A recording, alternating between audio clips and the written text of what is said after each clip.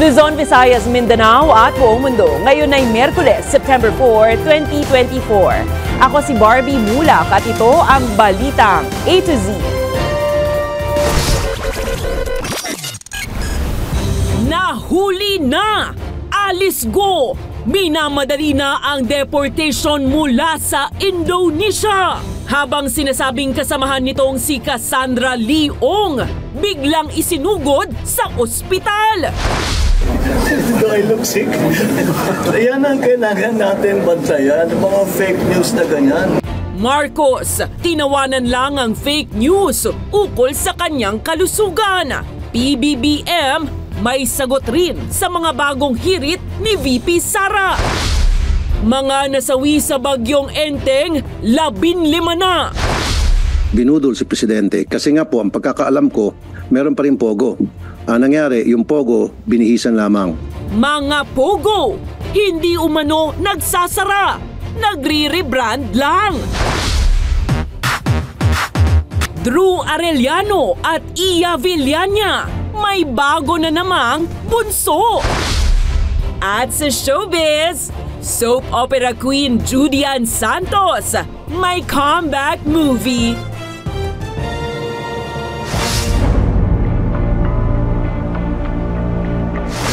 Magandang gabi, pambungan sa ating newscast. Mahigit isang buwan matapos tumakas palabas ng Pilipinas at magtago mula sa mga otoridad. Sa wakas ay nahuli na rin si dismissed Bamban-Tarlac Mayor Alice Go. Natunton at naaresto siya sa isang syudad malapit sa Jakarta, Indonesia. At ayon sa Balitang A to Z ni Ian Maghanoy, minamadali na ng mga otoridad ang pagpapauwi sa dating alkalde.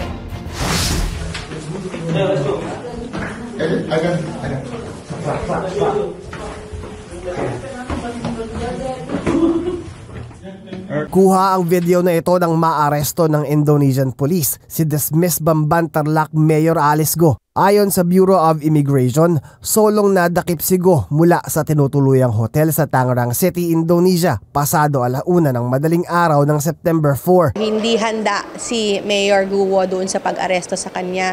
Nahuli po siya na nakapajama pa at mukhang kakagising lamang. Ayon sa mga source, nagpalipat-lipat ng pwesto si Go at nagpaiksi pa ng buhok upang makapagtago sa mga otoridad. Ang balita po na natanggap natin ay palipat-lipat po siya ng mga hotel upang makaiwas siguro sa tracking ng authorities. Agad namang inaasikaso ng BI at ng Department of the Interior and Local Government ang proseso para sa agarang pagpapabalik sa Pilipinas ng dating alkalde. Titingnan yung possibility, we have two options, whether yung ating police attaché na yung mag-escort papunta po dito sa Pilipinas or it would be the SILG and the GPNP that will be traveling to Indonesia to fetch po si Alice Go. Inaantay po natin with our counterparts there yung final arrangements. We are expecting po na ibabalik na po siya anytime soon. Oras na makalapag sa Maynila si Go, mapupunta muna siya sa kustodiya ng immigration bago ipasa sa National Bureau of Investigation para ma-inquest. Saka pa lamang siya maito-turn over sa Senado alinsunod sa warrant of arrest dahil sa hindi pagsipot sa mga hearing ukol sa illegal na pogo. I assure the safety talaga. And kung kailangan magdagdag ako ng personnel to guard them 24/7, we will do it. Ayon sa Office of the Senate Sergeant at Arms, nakahanda na ang custodial facility para kay Go kung saan makakasama niya ang kapatid na si Sheila. Pareho naman silang female, whether di ba sinabi niya na by blood they are not related, but they are still female. And pwede naman yun. Pinuri naman ng liderato ng Senado ang pagkakahuli kay Go, habang umaasa naman si Senator Risa Hontiveros na makakadalo agad si Go sa Pogo hearing bukas, September 5. August 19 nang ibunyag ni Hontiveros na noon pa palang July 17 nakatakas ng Pilipinas si Go. Nahaharap siya sa patong-patong na kaso kabilang ang paglabag sa anti-human trafficking, grave misconduct at pamemeke ng kanyang pagka-Pilipino. Para sa Balitang A to Z, Ian Maghanoy. Samantala, isinugod sa ospital ngayong gabi ang isa sa itinuturong kasamahan ni Alice Go na si Cassandra Leong. Ayon sa doktor ng House of Representatives, bumagsak ang blood pressure ni Ong sa 80/40. Nakapiit si Ong sa Kamara matapos ma-cite in contempt dahil sa hindi pagsagot sa mga tanong ukol sa Pogo operation sa bansa. Si Ong, kasama ng kanyang boyfriend na si Wesley Go at mga kapatid nitong sina Alice at Sheila Go, ay magkakasamang tumakas ng Pilipinas noong Hulyo. Pero giit ng 24 anyos na negosyante, wala umano siyang kinalaman sa Pogo operations. May specific lang po siyang food na gustong kainin every time po na nagpo-provide kami ng food sa kanya. So ayaw niya yung ulam na binibigay niyo?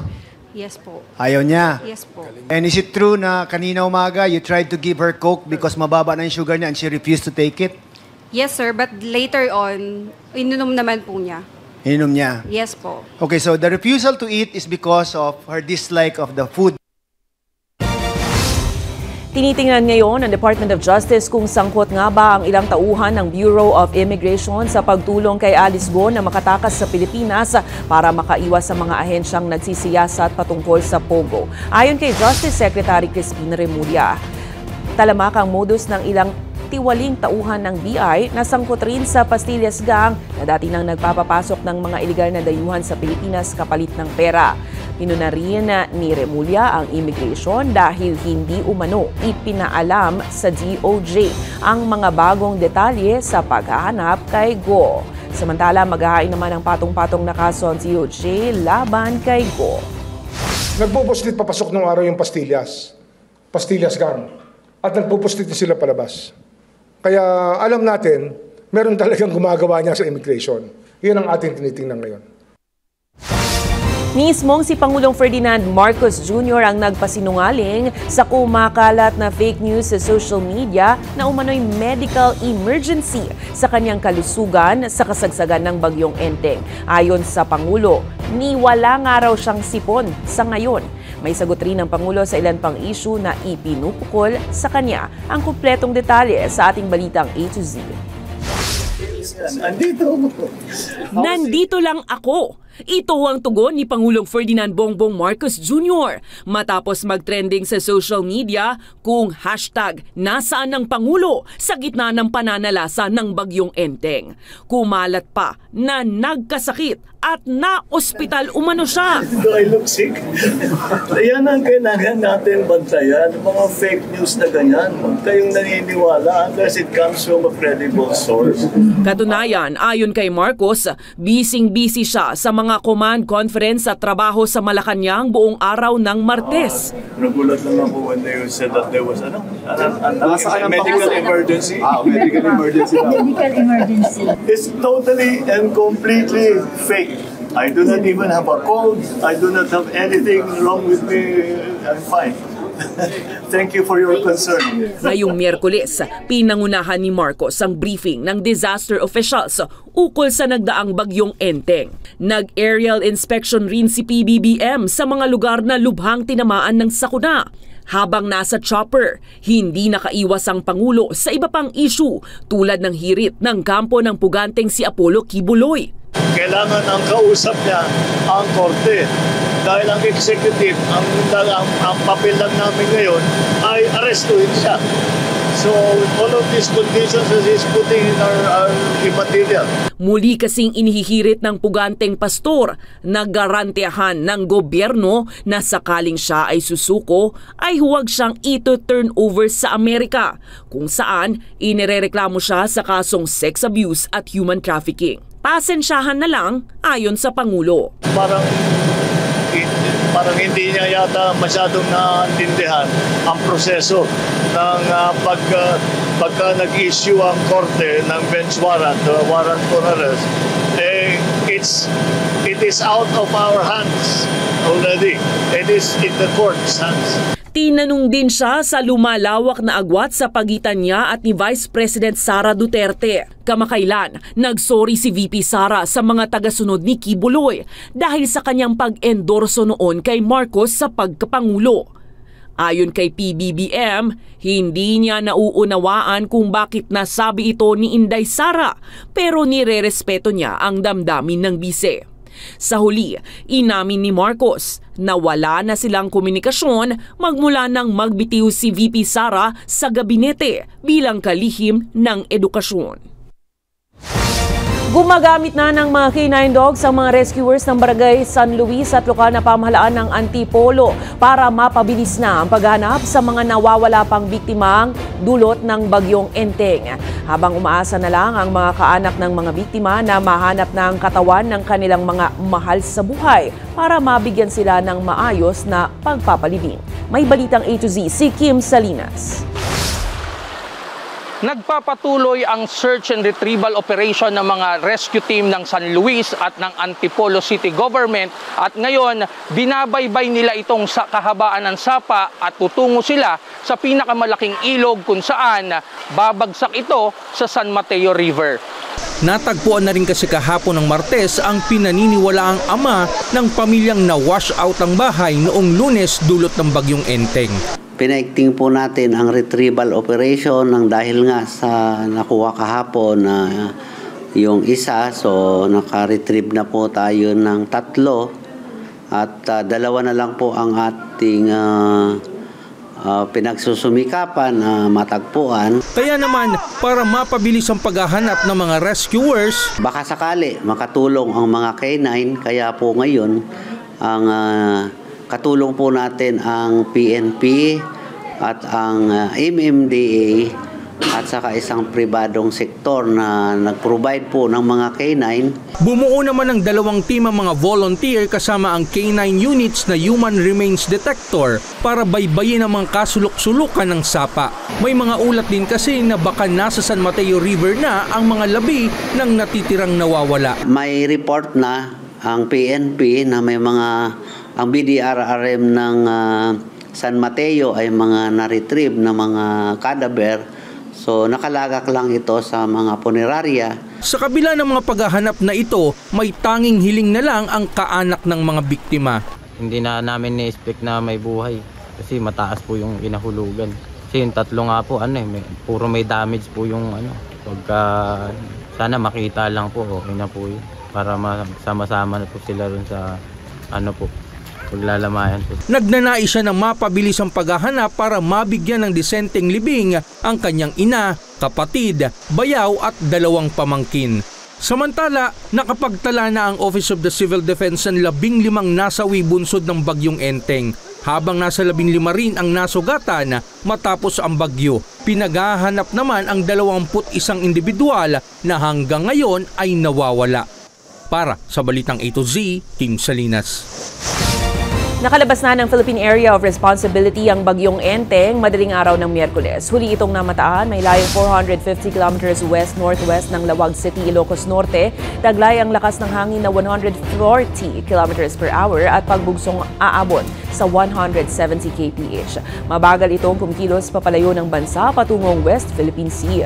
Gayunpaman, patuloy pa rin naman ang epekto ng habagat na magdadala po ng pag-ulan sa maraming lugar. Nakataas pa rin ang orange warning sa lalawigan ng Bataan at Zambales habang yellow warning naman sa Batangas, Metro Manila, Cavite, Pampanga, Rizal, Bulacan at Tarlac. Sa ngayon, wala pa namang namomonitor ang pag-asa na panibagong low pressure area o bagyo.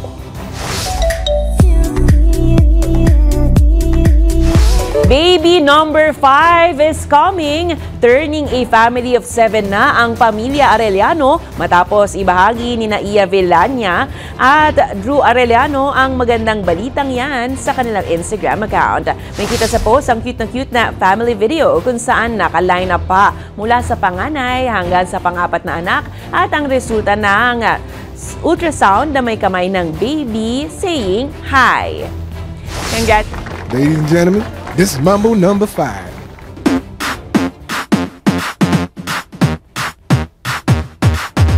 One, two, three, four, five, everybody. Ladies and gentlemen, this is Mambo number 5. Drew! Abangan sa aming pagbabalik.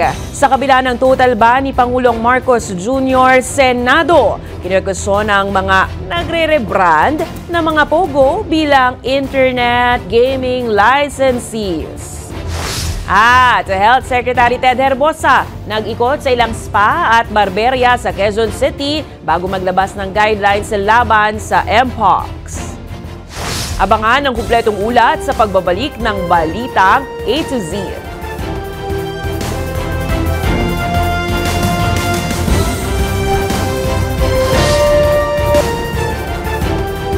Kinekwestiyon ng Senado ang mga pogo na nagre-rebrand lang umano bilang internet gaming licensees. Ito'y sa kabila ng total ban ni Pangulong Marcos Jr. Nangako naman ng PAGCOR na ititigil nila ang operasyon at kakanselahin ang visa ng pogo workers bago matapos ang taon. May balitang A to Z si Naomi Almojano. Yung pogo, kalokohan yan. Walang nananalo dyan. Lahat puro talo. Yan ang patutsada ni Senator Raffy Tulfo sa pagdinig ng Committee on Games and Amusements kaugnay ng naunang direktiba ni Pangulong Marcos Jr. na ipasara lahat ng pogo sa bansa. Ito'y bilang tugon sa mga lumalalang kaso ng human trafficking, money laundering at harassment. Nagre-rebrand lang daw umano kasi ang mga pogo bilang internet gaming licensees. It seemed to me na parang niloko si Presidente. Parang in-scam, binudol si Presidente. Kasi nga po, ang pagkakaalam ko, meron pa rin pogo. Ang nangyari, yung pogo, binihisan lamang. Depensa naman ni PAGCOR Chair Al Tenco, nagsimula na raw ang kanilang pag-iimbestiga. From 46 nung SONA, 41 na lang po ngayon. So 5 na po yung kinansila namin because of numerous violations. Pero paglilinaw ni Senate President Chis Escudero, iba pa ang 46 na natitirang mahigit 150 na illegal na pogo na dapat nang masawata. Pero giit ng PAGCOR, may mga nagboluntaryo ng magsara at nangakong wala ng pogo at kakansilahin ang mga working visa ng mga foreign pogo workers hanggang katapusan ng taon. Yung hub po sa Cavite at yung buong grupo na yon, on or before December 15, ang commitment po nila sa PAGCOR, mauuna po silang magsara na. Samantala, paalala naman ni Senator Mark Villar, bigyan ng trabaho ang mga Pilipinong maaapektuhan. Dito sa Senado, kailangan natin siguraduhin na magiging maayos ang implementasyon ng pagpapasara sa mga pogos upang walang Pilipino ang maagrabyado. Para sa Balitang A to Z, Naomi Almojano. Iimbitahan ng Quadcom sa Kamara si dating mayor ng Bamban-Tarlac na si Alice Guo bilang resource person sa investigasyon ukol sa mga krimeng kaugnay ng pogo. Ayon kay House Public Order and Safety Chairperson at Laguna Representative Dan Fernandez, ito'y para malaman kung sino-sino talaga ang nasa likod ng iligal na operasyon ng pogo sa Pilipinas, maging ang nagmamay-ari ng lupang kinalalagyan ng ni-raid na pogo firms. Matatandang itinuturong mastermind si Guo sa nangyaring kriminalidad sa pogo sa kanyang bayan sa Bamban-Tarlac. Nag-ikot sa ilang spa at barberya sa Quezon City si Health Secretary Ted Herbosa bago maglabas ng guidelines laban sa Mpox. Nagrereklamo naman ang ilang spa sa tumumal na negosyo dahil sa pangamba ng ilang customers sa naturang sakit. May balitang A to Z si Ace Cruz.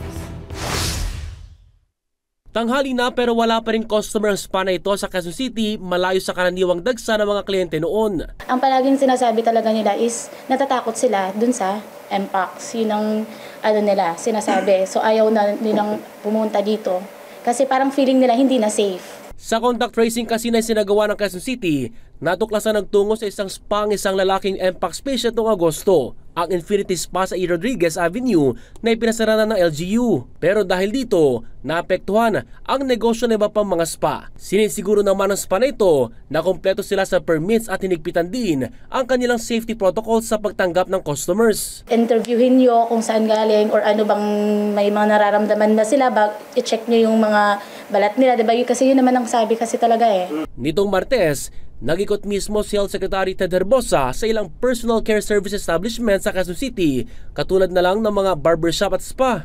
Bahagi ito ng konsultasyon sa mga negosyo bago maglabas ng guidelines laban sa Mpox. Apila ng ilang establishments sa pamahalaan maglagay ng safety marking sa personal care service establishments na garantisadong ligtas. Sana maglagay sila na-check na namin to, safe to, kasi yun ang namin ngayon natatakot yung mga guest na pumasok dito. Noon na nang sinabi ng DOH ang kaibahan ng simpleng butlig sa balat sa butlig na posibleng sintomas na ng Mpox. Kung ang simptoma po ay ang mga pantal o ang mga butlig sa balat ay sinabayan na lagnat at meron ring panghihina o kaya mga kulani, namamagana kulani, ang first step natin is kumonsulta tayo sa doktor or sa dermatologist. Bagamat karamihan sa kaso ng mpox sa bansa ay clade 2 na hindi delikado, gate ng DOH, hindi pa rin dapat magpakakampante. Kung kayo po ay merong sintomas, wag na po munang lumabas ng bahay. Mag-contact muna sa doktor at magpa-testing.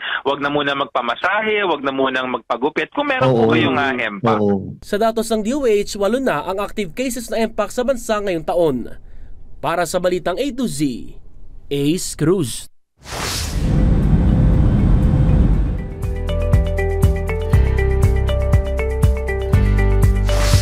Mas pinaaga na ang pagdiriwang ng Pasko sa bansang Venezuela matapos ilipat ni Venezuelan President Nicolas Maduro ang selebrasyon nito simula October 1. Ayon kay Maduro, inilipat niya ang selebrasyon ng Pasko bilang pasasalamat at para mas mapalakas pa ang kaligayahan ng mga tao. Gayunpaman, kinikwestiyon ito ng marami dahil panakip lang umano ito sa dayaan sa halalan noong Hulyo na nagdulot ng mga protesta at pagkamatay ng 25 sibilyan at libo-libong political prisoners, kabilang na ang pagganap sa kanyang nakatunggali sa eleksyon at opposition leader na si Edmundo Gonzalez. Mariing pinabulaanan ni Ateneo Blue Eagles coach Tab Baldwin ang isyong iiwan na niya umano ang kuponan para bumalik sa New Zealand Men's National Basketball Team. Ayon sa Kiwi American coach, may kontrata siya hanggang 2025 bilang head coach ng Blue Eagles at wala siyang natatanggap na offer mula sa ibang teams. Sa ngayon, nakatuon siya sa paghahanda ng Ateneo para sa UAAP Season 87 na magsisimula na sa Sabado, September 7.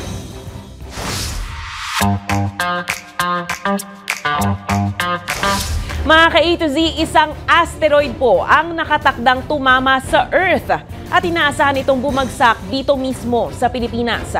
Ayon sa European Space Agency, maliit lang ang asteroid na tinatayang nasa 1 metro ang haba. Inaasahan itong lumapag bandang 12:46 AM mamaya na po yan sa bahagi ng Cagayan sa North Luzon.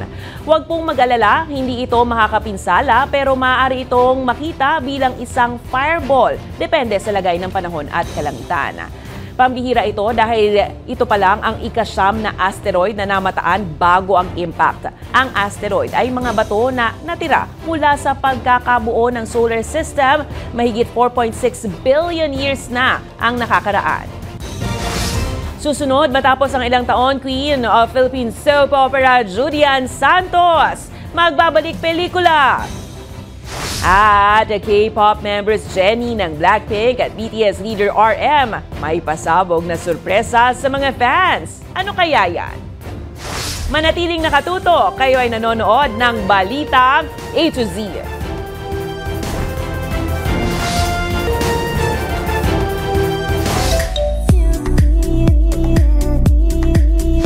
Matapos ang ilang taon, magbabalik pelikula ang nag-iisang reyna ng soap opera na si Judy Ann Santos. At K-pop members Jennie ng Blackpink at BTS leader RM, may good news sa mga fans. Ano kaya yan? Ang nakaka-excite na chika, alamin sa Balitang A to Z Showbiz ni Lane Garcia. Pwede mo na akong mahalin kasi mahal din kita. Excited ka na ba? Well, the Queen of Philippine soap opera is back. Not in teleserye, but sa big screen. Right! Right ba pinag-uusapan dito? O, ito na, Jet! Dali ka na! Practicein natin yung human rights mo! Halika na! Dahil may bagong upcoming movie ang nag-iisang Judy Ann Santos sa isang horror film na Espantajo. Sa ilalim ito ng direksyon ni Chito Ronyo na nagpanindig balahibo sa marami mula sa mga pelikulang Feng Shui at The Healing. Sa Facebook post ni Juday, makikita ang pasilip ng mga litrato sa nilulutong pelikula. Exciting, di ba? At talaga namang nangangamoy blockbuster. Say pa ni Juday, first time niyang makakasama sa trabaho ang tanyag na direktor. Wala namang binanggit kung isasali sa 2024 Metro Manila Film Festival ang Espantajo. Pero marami ang umaasa lalo't kasabay nito ang pagdiriwang ng 50th year ng naturang award. Samantala, may bagong aabangan ang mga K-pop fans sa back-to-back na good news para sa Blinks at ARMYs. Kaabang-abang naman ang paglabas ni Blackpink member na si Jennie sa isang Korean variety show na My Name is Gabriel para sa mga episodes na e-ere sa September 27 at October 4. Ayon sa expose ng Disney Plus Philippines, gaganap si Jennie bilang si Maria na isang Italian farmhouse owner. Bukod kay Blackpink Jennie, nasa naturang variety show rin ang K-pop superstars na sina Ji Chang-wook at Park Bo-gum. Habang ang BTS leader naman na si RM nakatakdang mag-set ng isang documentary film para sa kanyang sophomore album na Right People, Wrong Place. Bahagi rin niya ng pagbubukas ng cinema para sa 29th Busan International Film Festival na gaganapin sa South Korea's port city of Busan sa Oktubre. Kaya naman, abangan! Para sa balitang A to Z Showbiz, Lane Garcia. Kung kayo ay may kwentong kakaiba, mga kwento ng pag-ibig o storya ng inspirasyon at pag-asa, maaari nyo tong ibahagi. Sumali sa ating Facebook group na Balitang A to Z, panoorin ng replay ng ating programa, at sundan ang ating social media pages. Hanapin ng Balitang A to Z. Ang ating quote of the night ay mula sa American religious leader na si Louis Farrakhan. Ayon sa kanya, walang tunay na kapayapaan kung walang katarungan. Walang katarungan kung walang katotohanan. At walang katotohanan kung walang magtatapang na magsabi nito sa pangkalahatan. At yan ang mga balita at impormasyon, mga kwentong may dalang inspirasyon na tinutukan ng Balitang A to Z. Ako si Barbie Mulak. Maging maalam, makialam. Magandang gabi sa'yo, Pilipinas!